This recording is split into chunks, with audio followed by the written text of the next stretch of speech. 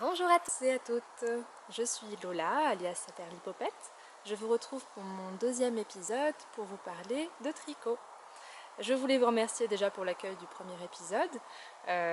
Effectivement, la qualité de la vidéo n'est pas extraordinaire, c'est assez ombragé donc on ne voit pas très bien les couleurs, je m'en excuse. Aujourd'hui j'ai beaucoup plus de soleil, j'ai réussi à trouver un endroit un peu plus lumineux, je pense que ça ira mieux.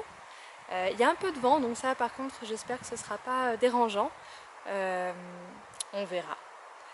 Donc aujourd'hui j'ai 2 projets terminés à vous montrer et 3 projets en cours. On y va. On commence avec les projets terminés. Donc j'ai fait un headband, donc un bandeau, pour une amie. Donc ça va être son anniversaire en septembre. Donc comme vous pouvez peut-être le reconnaître, il s'agit de la laine que j'ai utilisée pour faire mon pull 13KO.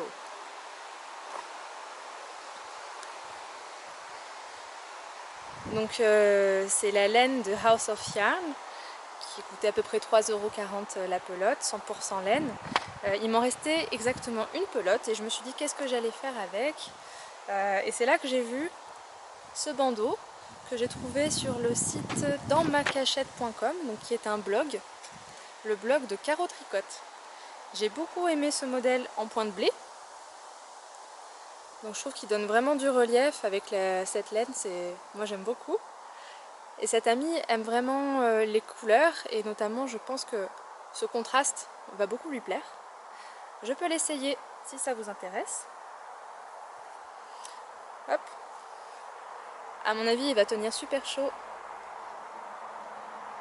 Peut-être que je vais en faire un pour moi. C'est tellement facile à réaliser.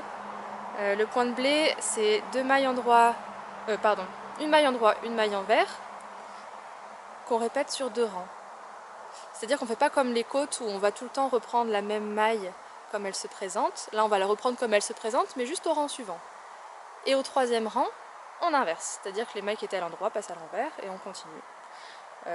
Peut-être que mes explications ne sont pas très claires. Allez voir des tutos sur YouTube qui expliqueront bien mieux que moi. C'est un point extrêmement facile. J'ai mis 3 soirées à réaliser ce bandeau. Ça va très vite. Cette laine se tricote en aiguille numéro 4, donc vraiment aucune difficulté. Voilà pour ce premier petit projet terminé. Simple, rapide, efficace. Hop, on passe au suivant. Le deuxième ouvrage terminé que je souhaite vous présenter, vous les avez vues déjà au premier épisode, elles sont maintenant terminées. Il s'agit des moufles.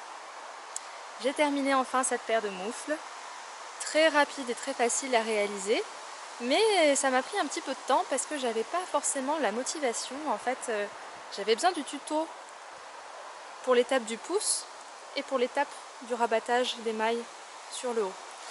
Et en fait à chaque fois que j'avais besoin de la vidéo, je m'étais en attente, je trouvais pas le moment de regarder la vidéo et ça m'a pris en fait beaucoup de temps alors que je pense qu'il me faut 2 heures, 2 heures et demie de tricot par moufle, hein. Ça va extrêmement vite. Donc je vous l'avais dit la dernière fois, il s'agit du tuto cours de tricot 15 qu'on trouve sur YouTube, réalisé par Mille Mailles, qui est d'une extrême limpidité, on voit vraiment bien tous les gestes, vraiment j'adore. J'avais réalisé une paire de moufles pour mon frère. J'ai terminé celle-là avec des restes de laine. La laine plus claire, je n'ai aucune idée de ce que c'est, une laine assez mauvaise qualité dont je ne me rappelle pas la marque. Et la plus foncée, c'est de la laine polie, 100% polyamide, que j'ai trouvée sur une brocante.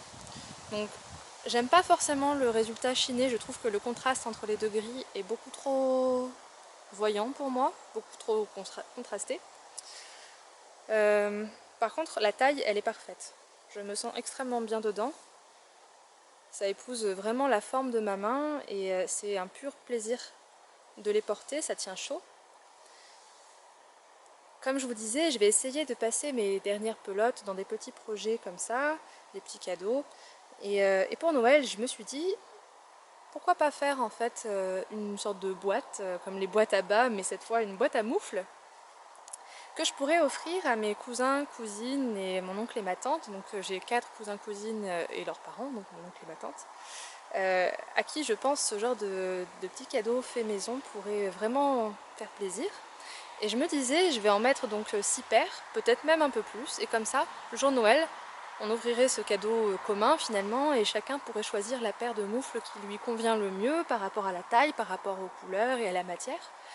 Donc j'ai trouvé cette idée assez chouette, je pense que ça peut être vraiment marrant et agréable pour tout le monde de découvrir ces moufles et de pouvoir faire son choix. Donc je suis hyper enthousiaste à l'idée de tricoter encore plein de moufles d'ici cet hiver. Ça va tellement vite et j'aime beaucoup le résultat. Donc j'ai déjà commencé à réfléchir à la prochaine paire. J'ai regardé les restes de laine que j'avais et vu que j'ai été assez déçue de tricoter cette laine qui n'était pas très agréable, je me suis dit pour la prochaine paire, je vais prendre une laine que j'aime beaucoup. Donc j'ai regardé ce que j'avais dans mes restes et je vais vous présenter mes projets en cours. Donc projets en cours, sans surprise, et je pense que ce sera comme ça à chaque épisode, en tout cas jusqu'à Noël, une autre paire de moufles. La voici. Alors je vous préviens, hein, c'est vraiment juste le montage, il n'y a rien d'extraordinaire, c'est surtout pour vous montrer la laine. J'ai seulement fait les côtes de la première moufle. Voilà. Donc c'est une laine qui se présente en grosse pelote. J'en avais utilisé déjà, je pense, la moitié pour réaliser des chaussettes toutes douces pour ma filleule. Donc il m'en reste tout ça. Ça va largement suffire. Oh, pardon, il y a ma feuille qui vous a volé dedans. Je disais donc que cette pelote qu'il me reste va largement suffire pour faire les 2 paires. Ça fait un léger, comme un peu des rayures, mais très dégradé, parce que comme vous voyez, le fil est composé de plusieurs couleurs. Donc même dans les parties roses, il y a du vert. Donc c'est pas hyper contrastant finalement, parce que ça se fait en... On retrouve les coloris verts dans le rose et vice versa, donc moi je l'adore. Elle est tellement douce en plus, donc c'est 100% laine. Je vais essayer de vous montrer l'étiquette. C'est de la Lovikka. Donc c'est une laine suédoise de Järnbågsjärn. Järnbågsjärn, 100% laine. Donc ces mitaines, elles se tricotent avec des aiguilles numéro 4 pour les côtes, pour qu'elles soient bien resserrées.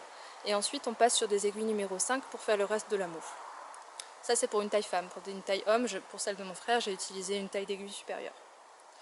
Donc voilà, ça c'est mon petit plaisir, ça se tricote rapidement. J'ai le plaisir de changer de laine, voilà, ça me convient bien, je m'amuse bien avec ces moufles. Le deuxième projet en cours que je souhaite vous présenter, vous en avez eu un aperçu déjà lors du précédent podcast. Il s'agit du pull homme, le pull camionneur que je fais pour mon copain, qui a beaucoup avancé. La dernière fois, je vous avais montré seulement la moitié du dos. Là, j'ai réalisé le dos, le devant, la boutonnière, le col et une manche. Donc j'ai énormément avancé. Il me reste seulement une manche à tricoter et à assembler les manches. Je vais vous montrer ça. Alors j'ai eu des petits rebondissements parce que vu que je tricote à plat, il y a toujours le stress de savoir si la taille correspond, si ça va lui aller, s'il rentre dedans, si c'est pas trop ample. On a essayé hier et ça va, tout va bien. Donc je peux continuer sereinement. Le voici. Hop. Alors il y a des fils un peu partout, vous m'excuserez. Voilà le pull camionneur. Donc, on le tricote à plat, comme je vous disais, on part des côtes en bas. Donc à peu près 16 rangs, je crois, de côtes. On continue tout en jersey. Sur le dos, rien de particulier, seulement les diminutions au niveau des emmanchures. Sur le devant, par contre, une fois arrivé ici, on rabat les mailles centrales et on continue le devant droit, le devant gauche. Ensuite, c'est là où j'ai fait des découvertes. Je n'avais jamais réalisé de bande de boutonnage ni de colle. Donc là, dans ce patron, il faut les faire séparément et ensuite on vient les assembler avec des coutures. C'est ce que j'ai fait. Donc pour cette partie là, vous voyez, alors c'est un peu lourd à porter, hop hop hop. Pour la couture, je trouve que je m'en suis plutôt bien sortie, c'est assez propre, que ce soit cette partie là ou cette partie là. Par contre, pour joindre les deux ensemble en bas, c'est un peu plus grossier, c'est pas parfait quoi. Mais je trouve que ça va. Les épaules, pareil, je vous ai pas dit, une fois qu'on a fait le demi devant droit et demi devant gauche, hop, on assemble les épaules ensemble. Là où ça a été un peu compliqué pour moi, ça a été d'assembler le col. Parce que c'est un long col, mine de rien, et donc même si j'avais mis des repères à un quart, à la moitié et aux trois quarts pour savoir si mon col suivait bien l'encolure du pull, et ben ça n'a pas marché. C'est-à-dire que ici, j'ai commencé du côté gauche, j'ai essayé d'être bien alignée, et j'ai commencé ma couture tout le long. Hop, le dos, tout allait bien, le côté, et quand je suis arrivée à nouveau de l'autre côté, en fait mon col était plus long que l'ouverture. C'est-à-dire que ici, hop, ça dépassait. Et c'était très moche. Je me suis dit comment je vais résoudre ça. J'avais pas du tout envie de tout découdre. Enfin, je voyais vraiment pas comment m'en sortir. Donc j'ai un peu bidouillé. J'ai même beaucoup bidouillé. Et finalement, les 4-5 côtes qui dépassaient, j'ai fait la couture, je sais pas si on voit, sur le côté, à l'intérieur. Vous voyez, au lieu de faire ma couture là et dans le prolongement, j'ai cousu un peu à l'intérieur. Je trouve que c'est assez discret, surtout qu'en plus je vais mettre par la suite des boutons, donc ça va se chevaucher, et j'ai fait en sorte que la partie la plus jolie soit devant, donc la partie un peu plus ratée sera à l'intérieur. Donc normalement, hop, il va y avoir des boutons, 4 boutons. Les boutonnières se font après coup, donc j'ai jamais essayé, voilà, je vais regarder des vidéos puis on verra ce que ça donne. Et pour les boutons, on a décidé avec mon copain qu'on allait les faire nous-mêmes. Donc on va essayer de récupérer des jolis bouts de bois et puis de découper soit en tranches, soit carrément de découper un rond, de bien le polir et de faire un joli bouton en bois. Donc voilà le corps du gilet camionneur de Bergère de France. Je vais vous montrer quand même la manche, la première manche qui est terminée. Donc la manche normalement se tricote elle aussi à plat, j'ai adapté et j'ai tricoté en circulaire, ça fait une couture en moins. Donc la voici. Voici la manche avec des côtes aussi. C'est presque un peu serré à l'emmanchure, mais après ça s'agrandit bien, donc il a dit que voilà, ça lui convient, tant mieux. Et là vous voyez c'est une manche montée, donc il y a une découpe un peu particulière. J'espère que ce sera pas trop compliqué à assembler. En tout cas, il me reste la deuxième à faire, et puis après, ma foi, ce sera prêt pour cet automne. Donc voici le pull camionneur. Qu'est-ce que je voulais vous dire dessus? Peut-être un mot sur la laine, donc très rapide parce que j'en ai parlé la dernière fois. Il s'agit de la laine Alaska de Drops. 100% laine. Et si vous êtes encore avec moi, j'aimerais beaucoup vous montrer mon dernier projet en cours, les fameuses chaussettes pour l'anniversaire de mon papa, que ça y est, je me suis décidée. Je me suis décidée au niveau des couleurs. Tous vos commentaires m'ont beaucoup aidé à trouver un patron. Enfin, vos commentaires m'ont aidé à trouver un patron pour les prochaines. Parce que celles-là, j'étais trop impatiente de les commencer que bah voilà, j'ai pris un peu un premier patron qui m'est passé sous la main et je me suis dit, allez, c'est pas grave, j'y vais, je fonce.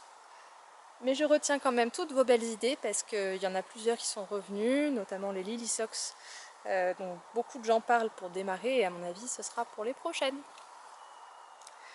Donc les chaussettes, les voici. Enfin, voici le démarrage. Donc comme vous pouvez le constater, j'ai fait le choix du noir pour le coloris principal et du joli bleu pour le contrastant. C'est un modèle qui se tricote du haut vers le bas, donc les côtes. Là je vais bientôt arriver dans 2 cm je crois au talon, qui sera un talon à rang raccourci. Et ensuite la pointe se terminera par un crafting. C'est le patron que j'ai trouvé sur YouTube, le tuto cours de chaussettes 1 de Knit Spirit, en collaboration avec Alice Hammer. Donc ça m'a l'air d'être un patron très simple, peut-être même un peu trop, je sais pas, on verra. Mais ça se passe bien, ça se passe très bien. Et pour tout vous dire, j'ai même essayé de faire du jacquard. Je trouvais ça un peu monotone. Et à ce niveau-là, j'ai réalisé des sortes de petits flocons. Alors, si j'y arrive, parce que je suis pas douée du tout, j'essaierai de vous mettre une photo. Mais sinon, je vous explique. J'avais fait des petits flocons, c'est la première fois que je faisais du jacquard. Et je trouvais ça super joli, j'étais super contente, vraiment trop bien. J'ai continué ma chaussette et je me suis dit, bon, il faut quand même que j'essaye de les enfiler parce que le jacquard resserre un petit peu. Et ben, ça n'a pas, voilà, ça n'a pas loupé, c'était trop serré, je ne pouvais pas passer le talon. Donc j'étais hyper frustrée, à la fois contente d'avoir appris la technique du jacquard et en même temps déçue de ne pas pouvoir laisser ce motif parce que je l'aimais bien, je trouvais ça chouette. Donc j'ai tout détricoté, je me suis dit on va rester simple et la prochaine fois que je voudrais essayer du jacquard, je suivrai un patron, comme ça je pourrais pas me tromper, je saurai que ça fonctionne. Donc voici ma paire de chaussettes.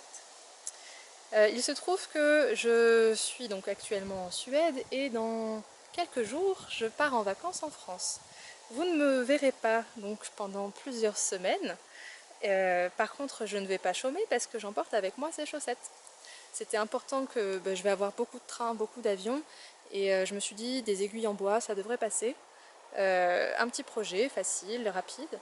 Et ce qui est chouette c'est que je vais pouvoir les laisser là-bas, comme ça mon papa fêtera son anniversaire en octobre et elles seront déjà sur place. Hop. Je vous ai tout présenté, ce fut un moment agréable à partager avec vous, il y avait du soleil, la température est parfaite, j'ai passé un très bon moment, j'espère que vous aussi. Je vous remercie en tout cas de votre soutien, de tous vos encouragements et de vos nombreuses idées qui vont, je pense, vraiment m'aider à progresser, donc c'est génial. Je vous souhaite à tous une belle journée ou une belle soirée et peut-être à bientôt. Au revoir!